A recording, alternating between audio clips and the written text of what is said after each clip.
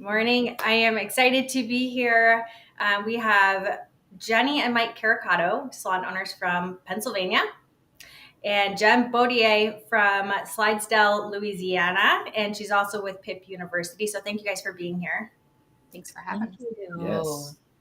We're going to get into like a vulnerable conversation, right? Of like what is happening in salon businesses around us. Yeah. So everybody just take a deep breath. This is something that, we were kind of just talking about this, that it's not largely talked about in our industry. It's something that I think salon owners probably like this happens and they're like, keep it to themselves. They don't want to share it. Maybe they don't want to tell people about it. It's either embarrassing or maybe ashamed about it. But it's like, I had a conversation with Jenny a few months ago and I found out about, some change in her business. And I thought, can we talk about this out loud with people? Because I truly feel like this is something that happens so often in salons, and that as salon owners, you guys can really relate to each other's experiences, learn something from them, and grow your businesses better from it. And then Jen, I saw you were one of the speakers at Serious Business 2 years ago and got to hear your story, and I loved it and wanted to, obviously it was a personal and it was a challenge, and I was like, oh, whoa, story. And I thought same thing between the two of you. This is really great to just be able to share. So thank you guys for being here and being open and honest about, your experiences. Thank you. Welcome. So we'll get started. So I think that because I think there's going to be some questions, and I know I definitely have questions for you guys too around this. But Jen, maybe if you want to start first and just share, like, tell us about your salon, and you had an experience, early on with a couple of team members that you had, and you were a smaller team at that time when this happened. So I'm going to just give you the floor and let you share. Yeah, so this year I'll celebrate 14 years in business.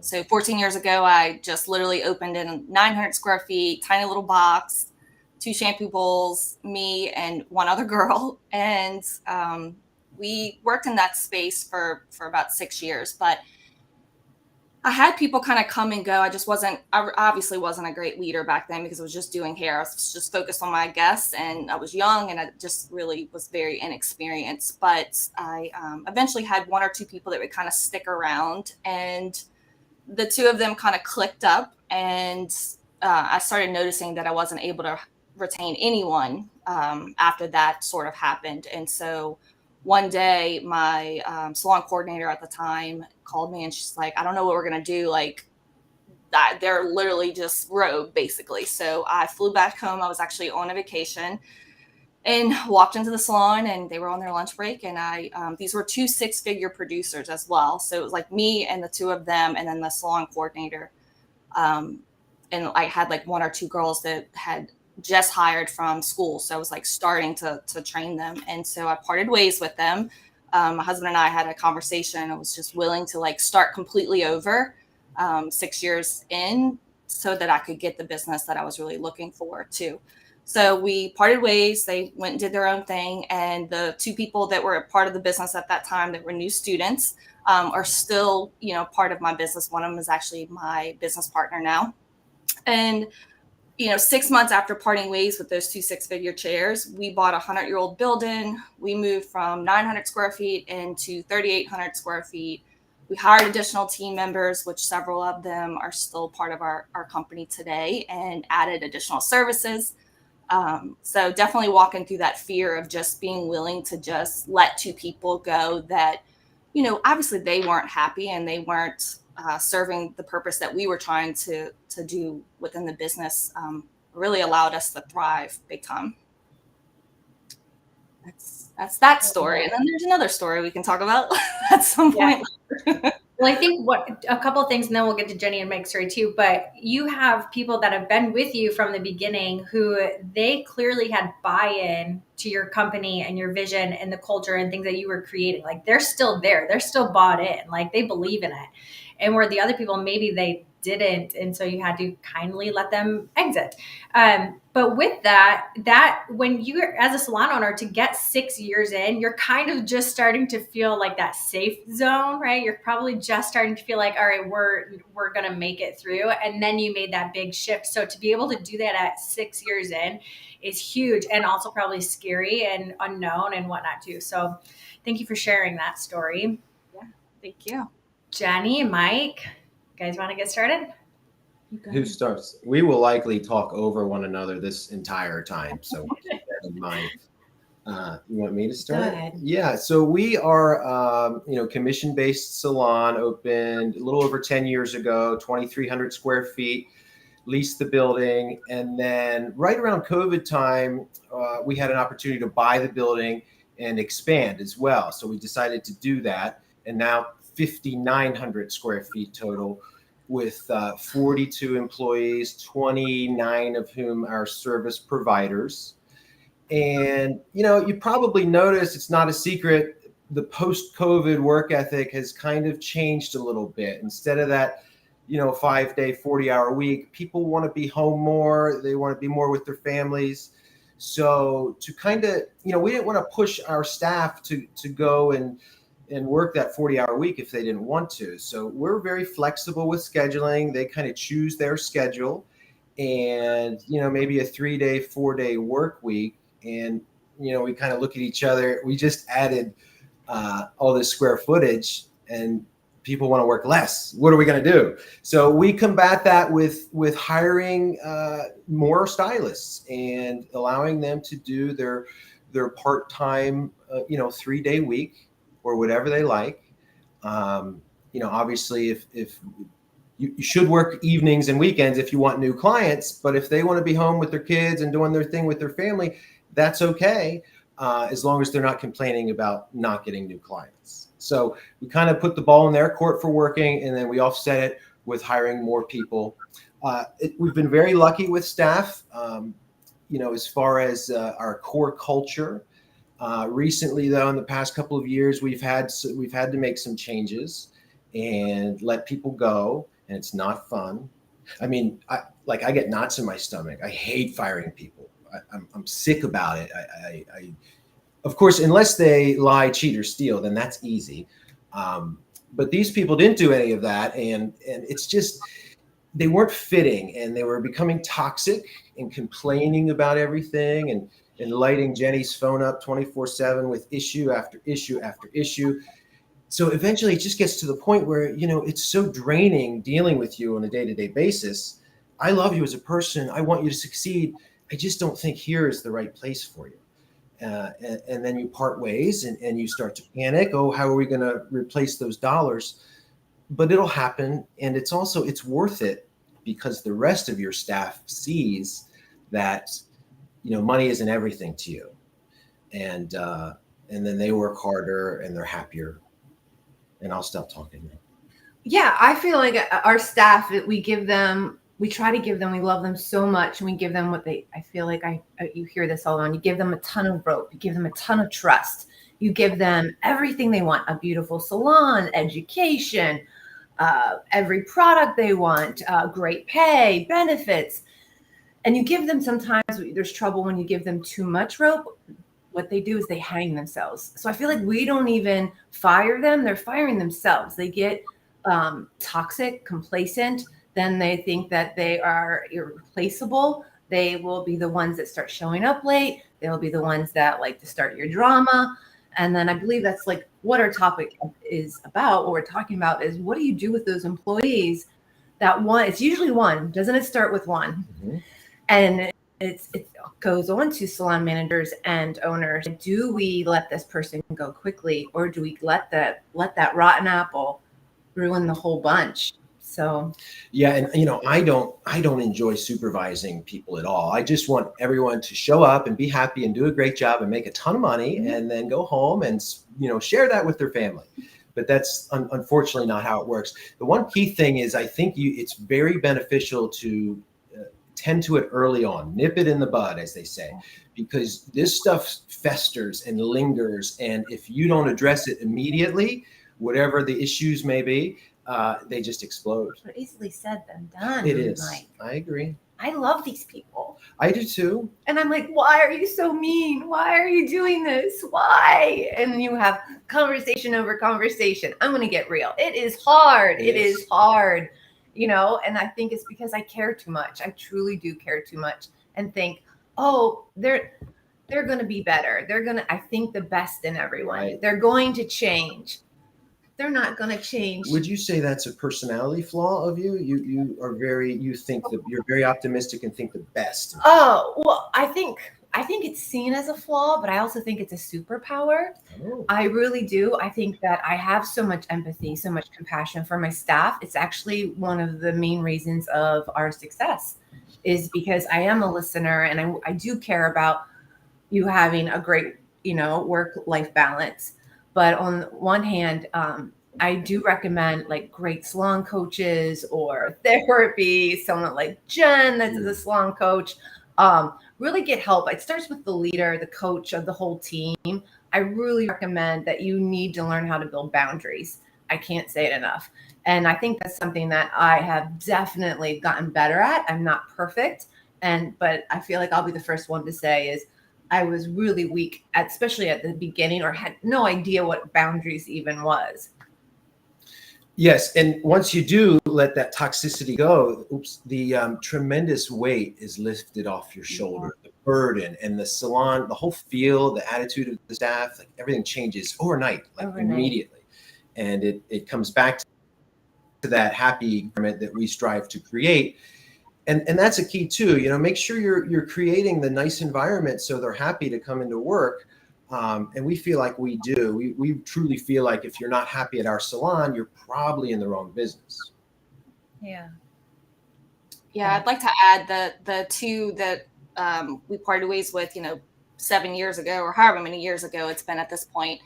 You know, like your gut is telling you something. If you're not happy, you know they're not happy. But you know, I held on to one longer than I should have, and then you know, then they buddied up with this one, and then they became the toxicity. And honestly, if they had stayed in the business, I mean, they probably wouldn't have, obviously, because they weren't happy. They were going to move on at some point and do what was fulfilling for them. But I would not have had the team that I had for the last 7 years, and now, you know, full transparency, I'm going through it again. So I'm calling it the 7-year itch. This past year, we did a new build out and we have a lot of new things happening, but I did lose 2 pretty solid team members. And when I think about them 2 specifically, I knew that it wasn't going to last much longer. In fact, one of them, we had already had a conversation a year into her employment, and I should have parted ways then. Because she ended up taking down more people on the team. And so it definitely is, you know, it sucks because there's a third that left last week that didn't need to leave, but I didn't give her the full flexibility she was asking for because she wanted evenings off. And I was like, well, crap, how am I going to face the rest of the team, these 2 specifically? They have kids. How do I make excuse for her requests because they're here? And so I told her no.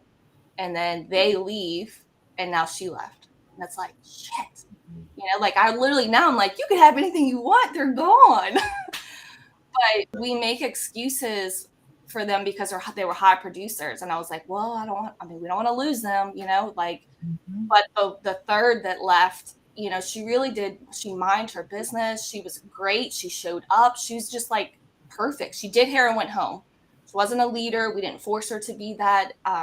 And so I really, you know, if I think back for 14 years, all the people that have come and gone out of my business who have been successful in other places and happy, I'm sure, like she's the one that I'm definitely like that's sad about because like I dropped the ball on her. Like I should have pulled her in the office when we parted ways with the other 2 in November and been like, what you want? You can have anything you want.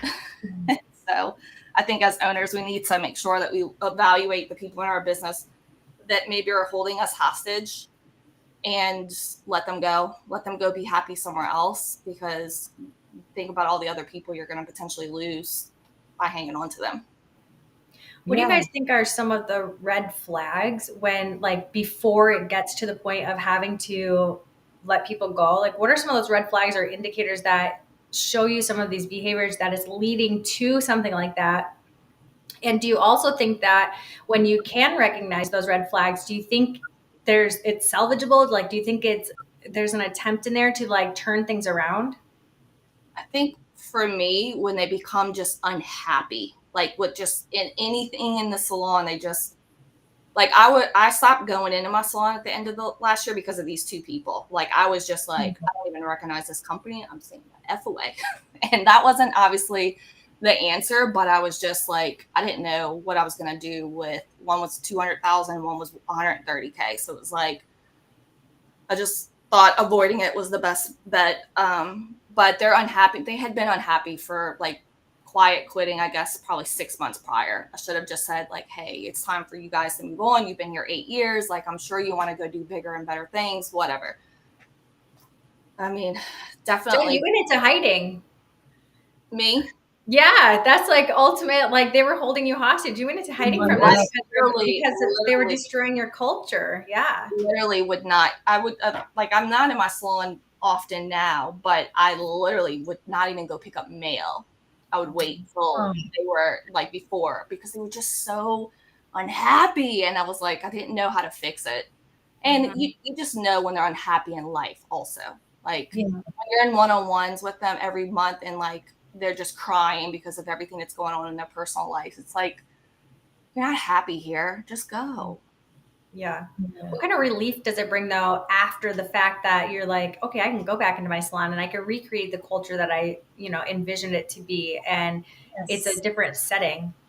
Yeah, I mean, my team definitely missed me for sure. And I think that my team took it harder this time. The first time, no one was attached to those two people because I had just hired. But this time, definitely it shook our team, just because it was ultimately 4 people in like a 3 month span. And the first two, we kind of pushed out. Essentially, we invited one to leave. And then the other one, we had some pretty powerful, impactful conversations that I knew would put her over the edge, but needed to happen just so that we could get someone to leave, or to make the decision.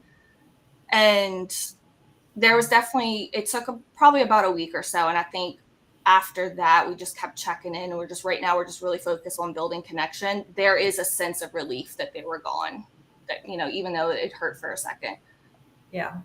We're able to Jenny and Mike, you guys talked about giving people too much rope and then they ultimately hang themselves with it. So like that's sort of taking advantage. Like, do they keep coming back for more and more and more? Because you're giving, that they just want more and more and more and more. So like they're essentially taking advantage of you guys and how much you're willing to give. And like, when do you guys know to like, it's time? Like, when did you recognize like we got to stop giving out the rope? Like when did you know you got to pull it back? You'll hear it. The employee, everyone else will tell you. Everyone else will tell you. You'll hear it. And I definitely, I feel like I'm guilty. I'm like, oh, she didn't mean it that way. Or, like I feel like I'm enabling them, like making excuses because they do act different around me. Don't you think? Right. They definitely act different around the owner. And, go ahead. No, it's okay. They have an issue, it would be so smooth if you would just come to Jenny or myself and let's talk about it. But instead, what tends to happen is they start to try to rally the troops. And it's like, they get people on their team. Yes. And that's when things start happening and people start talking. And whispering. Yeah. Or you walk into the room and all of a sudden it gets quiet. They were probably talking about something. So yeah, it's tricky. And it's overall, it's really tricky because this is the revenue side of our business, right? These are our number one assets, our talented, wonderful stylists. They are treating our clients and billing them. So we want to take care of them as a whole, but you see the red flags, the chit chat, and, various stylists coming to you and saying, oh, I heard this and that, and it's news to you. We always have an open door policy. Like, please, we're available to them 24/7. Every day of the year, except for maybe the holidays. But even then, and they're welcome to contact us and we'll try to address the issues that they have. I think you have to look at it just like your clients. You've got maybe 2 to 5% are just crazy and they're never going to be satisfied with what you do. probably a similar amount with your stylists. I think it's hard because, like, let's say a stylist does something that's not acceptable and someone tells you, and then you'll take that stylist to the side and say, hey, like, why are you late? And then you do give empathy, and and they're like, my dog is sick. I'm taking care of my mother. I have sick kids, every excuse, and I'm like, oh my God, like, I'll help you out. But on the other hand, the stylist that's very frustrated, or the team that's frustrated with them being late, like, why are they always late and we're on time? They don't have the conversation you do individually with that stylist. So I do struggle with saying, yep, we talked about it. Everything is good. They're going to be on time. And then they're not. And you're like, it makes you look like a poor leader. And I'm like, oh my God, like, we just talked about this. But I feel like that's another hostage. Yes, another red flag would be if you're trying to counsel them, like you want to chat. Hey, do you have 10 or 15 minutes? I see a little gap in your book. Can we talk? And they always have an excuse. Oh no, I have to make this call, or I have to check my client's call. They never make themselves available for that time. Yeah. And they'll stop not coming to education. They'll flag. Stop coming to any event. They will. We have, like, I'm sure a lot of salons have private Facebook pages where we connect. They won't be. They will not. They'll just eventually go away. But once you see those flags, like, I'm telling you, rush in quick, like, have that conversation. And then I feel like there's also a hostage situation where you do have an agreement, like, hey, you both agree that you're not a good fit. You're not happy. We're going to help you find another salon. And then you're like, they need time. And I've given employees a week or a month to make that transition. Don't do it. Don't do it. Like, it's just, I'm the one that always gets hurt in the end. It's you think that they can be adults, but they can't be. But you feel bad. You feel so bad about what's happening that you want to help them, move forward. I'm like, helping you. So, like, I'm going to help you transition. It's okay. Like, Jen, I'm so excited for you. Like, you just, you lost these employees, but I just know the world's going to give you, like, some more amazing employees. And your current employees, they're going to all rise up. And you're going to be in the salon more, and you're going to love it. I'm, like, just cheering you on right now. But, because you made that move, you made that hard move because of these red flags everywhere. It's really, it's crazy. And I just want to remind everybody too that we're not just talking about, like, associates or, beginner stylists. We're talking about your top producers, your $100,000, $150,000, $200,000 producing service providers, stylists that are in your chairs that you're like, I'm going to uninvite you from this company now. Yes. Like, that is courageous to be able to do that and be able to recognize that it is to this point that it is really disrupting and preventing us from continuing to grow and blossom in our company and bring new people in and have them adapt to the culture we want, because it's really disruptive. Yeah, for us specifically with this last time, there were people in the company that were really showing up, like younger, less time with us, and we're like, definitely see leadership, definitely see education qualities, but we weren't in a place with these two specific people that we were going to be able to bring them into these roles, because these two people dictated, like, a lot of the crap that a lot of our decisions we were making because we were protecting their feelings. But, they had an ego around time. Well, I've been doing hair for 15 years. I've been in the business this long. I've been with you 8 years. It's like, time is irrelevant. It's about your contribution to this company. Mm-hmm. You want to do hair and go home? That's perfect. Stay in your lane. She wants to be an educator. She wants to be a leader, But had they stayed, my business partner would not be able to actually step into her ownership because of the two of them. So now this year she finally gets to be a leader and an owner and really, start navigating this new path. It's amazing how you can help and see other people rise to the occasion when it wasn't just you that were, like, trying to avoid going into the salon, but other people in there too. Everybody feels that energy, and it's a huge shift when they're not there anymore. Mm-hmm. Shift. And also, I think we should bring up the topic when you lose a stylist of 8, 10 years, you lose those clients. Those clients are going to follow them. And those clients have been with me from the beginning. And that's also like, it's a mourning period. Like you've seen Sally come in every Tuesday for a blowout and then she's not there anymore. It's like, it's sad. It's sad. It's a hard decision, but worth it. Right? How long until you start to see the worth it part? Immediately, as far as I'm concerned, the attitude and feel of the staff, because you're not going to let someone go if they're doing their job, they're showing up to work. Maybe they don't connect with the staff members, they don't really have that work BFF. That's perfectly fine if they're not causing drama and creating problems. I call them lighting fires, and then usually Jenny has to run and put them out. So when that's gone, it's an immediate relief, especially on your shoulders, and the rest of the staff. They tend to step up and they're just happier because they see and they feel bad, because Jenny and we treat them so well. They feel bad for us that we've been going through this for so long, and Jenny's getting daily texts of this happened and that happened, and it's all like little stuff and making a mountain out of a molehill. But I also think everyone mourns differently, right? So what might be immediately relief for, like, you do feel lightness, but I think I take it harder than you do. I think because I'm more involved, I'm the one that's doing the one-on-ones and finding out. So I do think, I wish I could say it's immediately, like, yes, you do see a relief, like you can breathe, but it does take time. Like it hurts. Like I truly do want the best for these people. And I feel like sometimes it can be months later, you'll see a Facebook post where they'll do a jab or a little stab here, or, like, it's just like, oh, be kind. Wish you the best.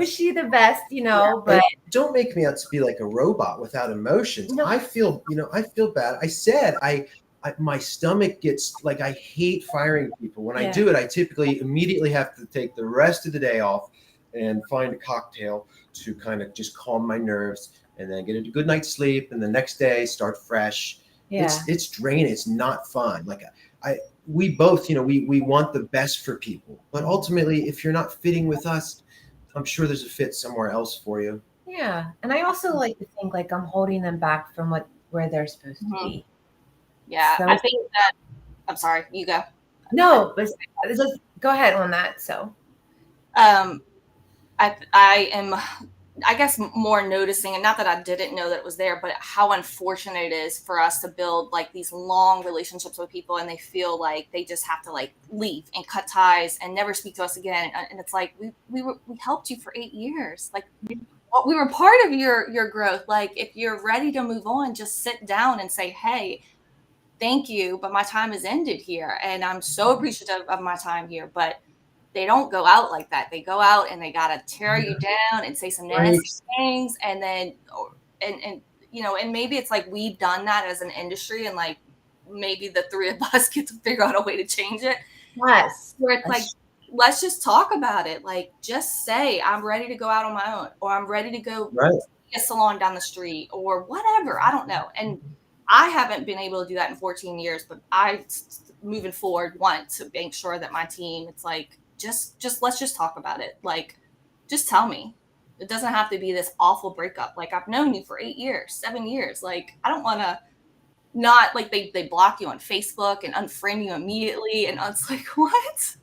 Yeah, it's not like about burning a bridge. Like, they're never going to come back and work with you. And that's okay. But we can make this smooth. Hey, don't do it for us. Let's do it for your clients, right? Like, I'll sit down with them and we'll look at the next month or 2 or 3 of appointments and say, hey, how do you want to handle this? Do you want to call your clients and let them know that you're moving on, or would you like me to do it? And I'm happy to do either way. The last thing I want is a client to show up and think she's got an appointment with Susie, and Susie doesn't work here anymore, because that's awkward for the front desk. And we both agree that for the most part, 80 to 90% of the clients are going to follow the stylist. We don't keep that information private. If they call and they say, I'd like to make an appointment with Jenny. Oh, Jenny doesn't work here anymore. She works at this salon now. Here's their number.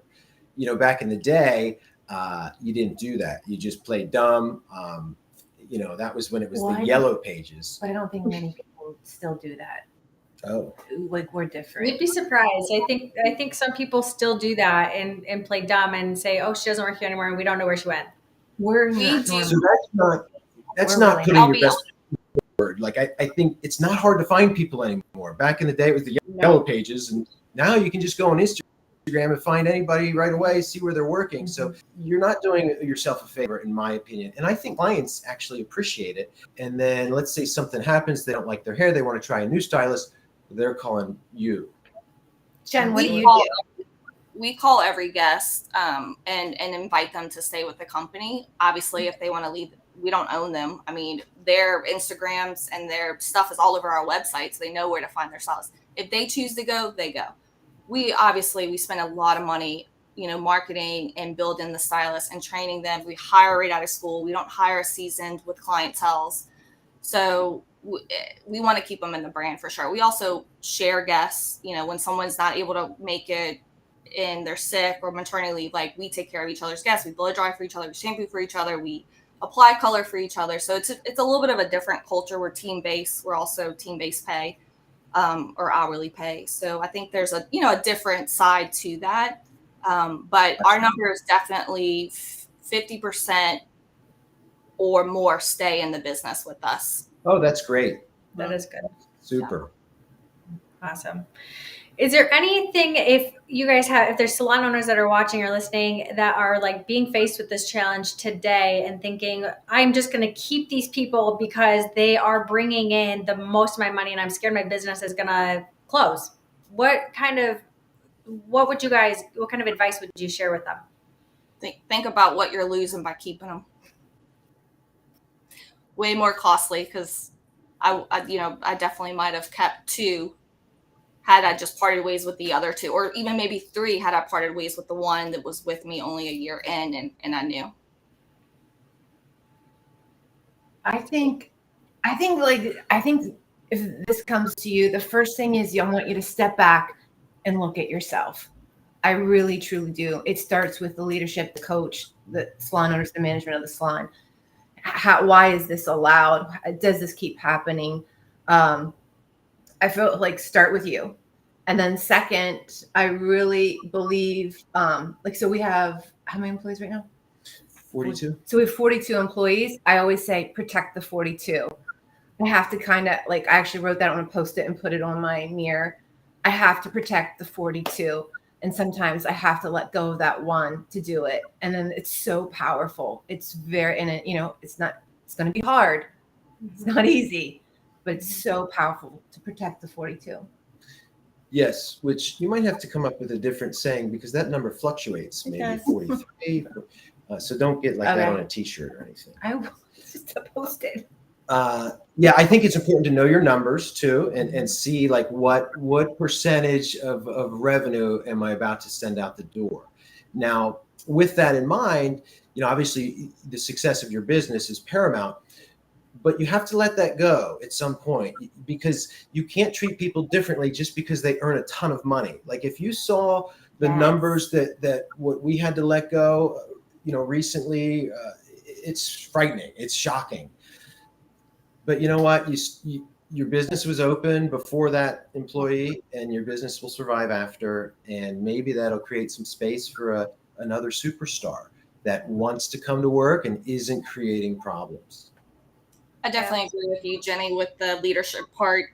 I sat with my leadership team last week and I said every person that leaves, whether voluntarily or we invited them to leave, we didn't show up in a way, either through their interview, through onboarding, through training, through coaching, through the years with them. We've made excuses or allowed behaviors or for us, we're growing newer leaders in our business. So like our communication, could use a little practice.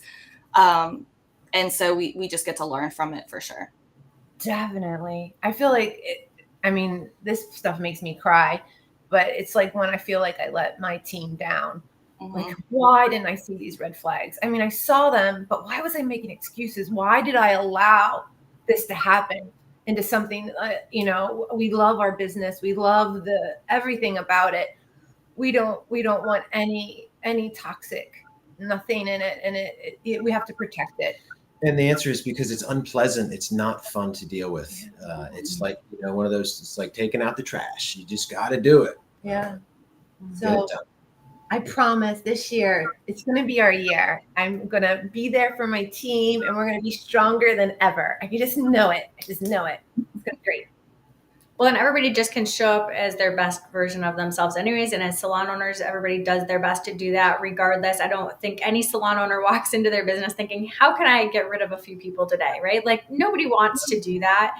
But for the ability that you guys went into your business and be able to recognize it, deal with it, and know and understand what the results were going to actually be, and then and turn your business around because of what you guys had to go through, I think is courageous, like I said before.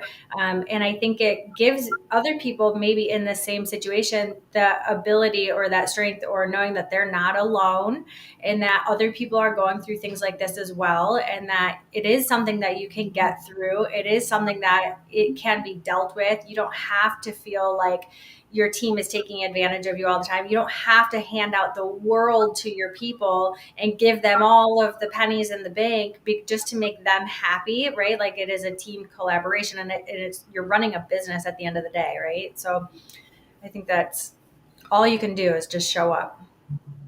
Yeah, definitely. Awesome. Is there anything else that you guys would like to share? Words of advice, anything for anybody else that's watching? Hire, hire, hire. Don't turn your hiring funnel off. Like, you don't turn your new guest funnel off. Do not turn your hiring funnel off. Yeah. That is what's got me in a little trouble right now. So it just takes too long by the time you find them and then train them. So just be constantly recruiting so that you're in the boat that Jenny and Mike are, instead of now I'm down to 9 people. You'll get through it.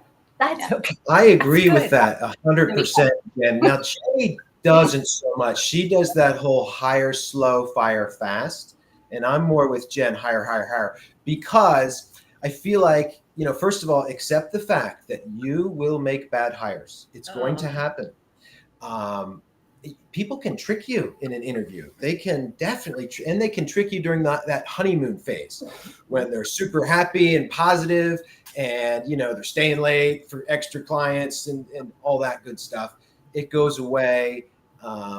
You're going to be fooled. It's not your fault. It just happens. So I'm all about hire, hire, hire. No. And see where it is 3 months, 6 months down the road. Lori, this might be another whole discussion. Wrong people, like, definitely stick to your No, like, you do your due diligence. You look. One thing I do encourage you to do that took me a while to realize is definitely do like a criminal background check. You wouldn't think, you're such lovely people. You wouldn't think that, but yes, definitely do that, and check them out on social media, of course. And if you don't think they're going to fit your culture, don't do it. But I'm saying they can trick you for a long time. So just hire them. Okay, so he says that because he's not the one that fires. So I'm like, no, I'm like, we're gonna be a lot picky. I'm really picky. She fired me from hiring, so I'm out. I want to put that out there, but yeah, I just fired him from hiring. I was like, no, I have to protect the 42. So, and just to reiterate this, the people that, like, we are very, very, very picky about hiring. All the people that have been in my business for the last 14 years, all wonderful people in their own way, like great people. At some point it shifts. Not that they're not great people, just what they want is not in alignment with what we're doing. And then they just get disgruntled. So it's not that they're bad people. Like, I can't think back to one person where I was like, whew, really missed the mark on that one. It's like we court them for so long. We're in the beauty schools every month. Like, we know these people. It's just in time, like these people did their time. The seasons changed and we were going in this direction, and they were very happy and planted where they were at. And we're just not a company that is okay with complacency. So Yeah, I think naturally they quiet quit or we quiet fire them. I don't know what happens, but we get to learn from it. Yeah. And you know what? I was thinking, like, the employees, nobody wants to be the toxic person, or no one thinks they're the toxic person. They love to point fingers at everyone else. But so I guess it just goes back to the beginning. It's the leadership, the coaching. Seek out someone like Jen. Right. Go to, Jen, plug your University.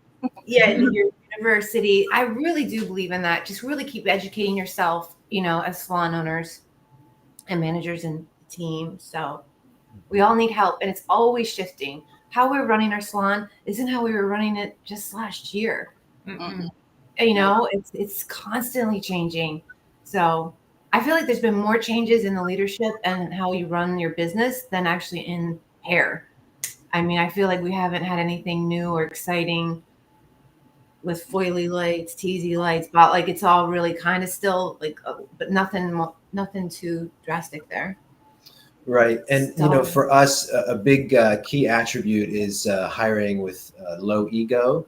I think that if you get that high ego person that thinks they're better than everyone else and they know what they're doing more, it's not a good environment. Like we have stylists that have been doing hair 15, 20, 30 years, and they come to the education, they pick up new techniques from other stylists. They're happy to mentor younger stylists or inexperienced stylists.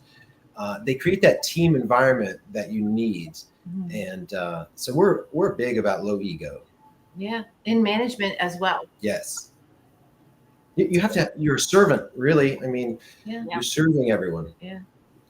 Awesome. Well, we're about at our time here. So thank you guys all for joining and talking about this and sharing this, your stories and the experiences. I know that it is something that's not easy to do and kind of scary at the same time, but I know that your guys' messages were shared with so many other people that will appreciate it and help them out in their future. And so thanks again for being here. And I appreciate it. Welcome, Lori. Thanks. And thanks for hosting these. These are great, these Mondays. Of course. Yeah, we love to share these with all of our audience. So everybody have a great day. And thank you guys again for being here. Okay. Bye. Take care. Bye, everyone. Bye.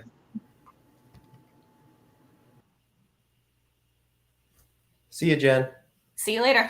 Have a good one. Nice luck. Same. Take care. Oh, there's Lori.